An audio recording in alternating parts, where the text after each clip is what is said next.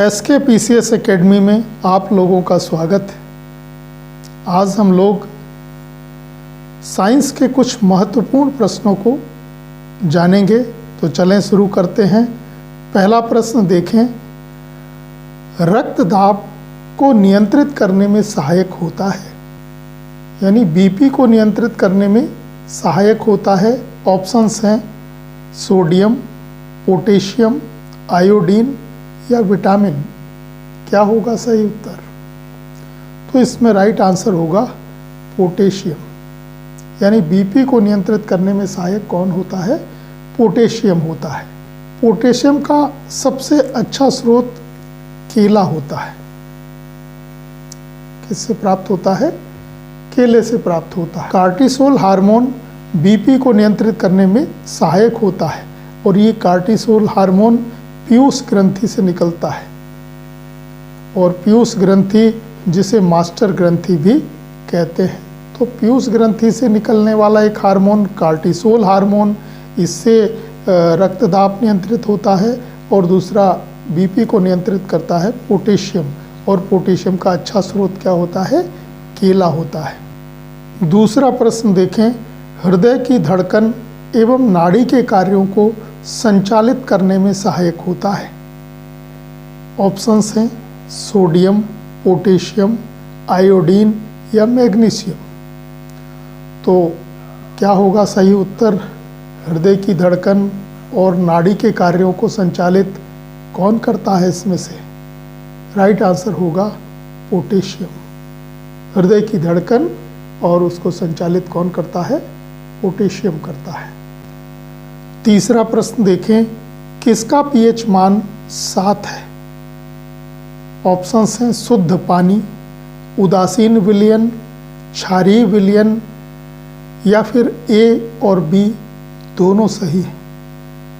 तो पीएच मान 7 किसका होता है?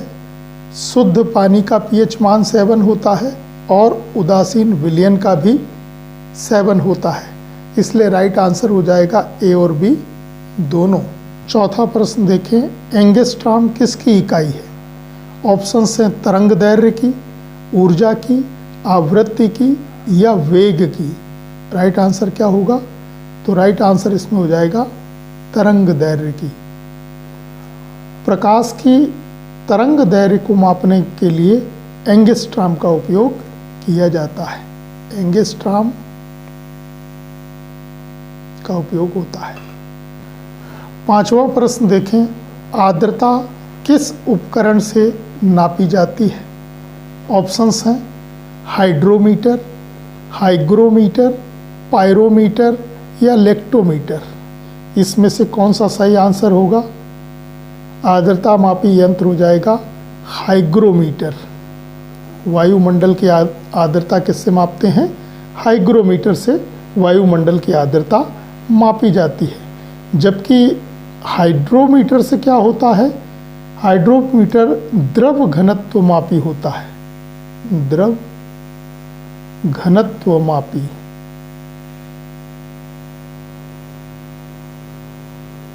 द्रव घनत्व मापी हो जाएगा हाइड्रोमीटर। और पायरोमीटर से क्या नापा जाता है? तो अत्यधिक उच्च ताप मापा जाता है। अत्यधिक क्या मापा जाता है? उच्च ताप। तो उच्च ताप मापी हो जाएगा पायरोमीटर, और लेक्टोमीटर से दूध की शुद्धता नापी जाती है। दूध की शुद्धता मापते हैं। तो दूध की शुद्धता नापने वाला यंत्र लेक्टोमीटर, अत्यधिक उच्च ताप मापी यंत्र पायरोमीटर, आर्द्रता मापी हाइग्रोमीटर और द्रव घनत्व मापी हाइड्रोमीटर होता है। छठा प्रश्न देखें, शरीर का तापक्रम नियंत्रित करता है। शरीर का तापक्रम नियंत्रित कौन करता है? ऑप्शंस हैं थैलेमस, हाइपोथैलेमस, सेरेबेलम या मेडुला। तो इसमें राइट आंसर हो जाएगा हाइपोथैलेमस। ये शरीर का तापक्रम नियंत्रित करता है, जो मस्तिष्क में होता है। 7वां प्रश्न देखें, बीसीजी का टीका नवजात शिशु को कितने दिनों के भीतर लगाना चाहिए? ऑप्शंस हैं 6 माह, जन्म के तुरंत बाद, 7 दिन बाद या 48 दिन बाद। तो इसमें से राइट आंसर क्या हो जाएगा? बीसीजी का टीका नवजात को जन्म के तुरंत बाद लगाना चाहिए। बीसीजी की फुल फॉर्म हो जाएगी BECIL कॉलमेट Guérin, कॉलमेट Guérin,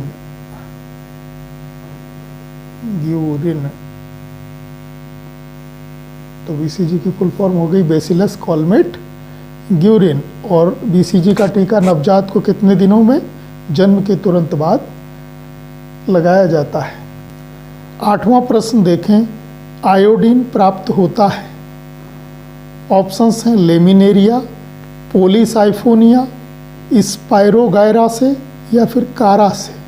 right answer हो जाएगा लेमिनेरिया से। आयोडीन किससे प्राप्त होता है? लेमिनेरिया से प्राप्त होता है। और लेमिनेरिया एक प्रकार का समुद्री शैवाल होता है। ये क्या होता है? समुद्री शैवाल होता है और एशियाई देशों में भोजन के रूप में इस्तेमाल होता है। 9वां प्रश्न देखें, विडॉल टेस्ट किस बीमारी की जांच के लिए किया जाता है?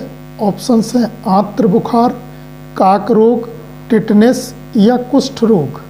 तो क्या होगा इसमें से राइट आंसर? राइट आंसर हो जाएगा आंत्र बुखार के लिए विडॉल टेस्ट किया जाता है। आंत्र बुखार को और किस नाम से जानते हैं? तो इसको हम कह सकते हैं टाइफाइड। टाइफाइड, इसी को कहेंगे मोती झरा या फिर इसका ही एक नाम है मियादी बुखार। मियादी बुखार, तो मियादी बुखार, टाइफाइड, मोती झरा या फिर आंत्र बुखार, तो इन सब नामों से भी ये जाना जाता है। इसके लिए कौन सा टेस्ट? विडॉल टेस्ट किया जाता है। शरीर का कौन सा अंग प्रभावित होता है? आंतें प्रभावित होती हैं और फैलता किससे है? दूषित जल से।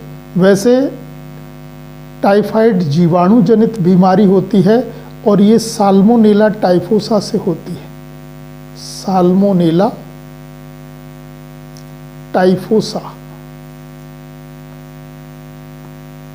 साल्मोनेला टाइफोसा जीवाणु से होती है। 10वां प्रश्न देखें, ध्वनि का तारत्व किस पर निर्भर करता है? यानी ध्वनि का तारत्व अर्थात पिच किस पर निर्भर करती है? ऑप्शंस हैं आवृत्ति, वेग, तीव्रता या आयाम। राइट आंसर क्या होगा इसमें? तो ध्वनि का तारत्व निर्भर करता है आवृत्ति पर। आज के लिए इतना ही। धन्यवाद।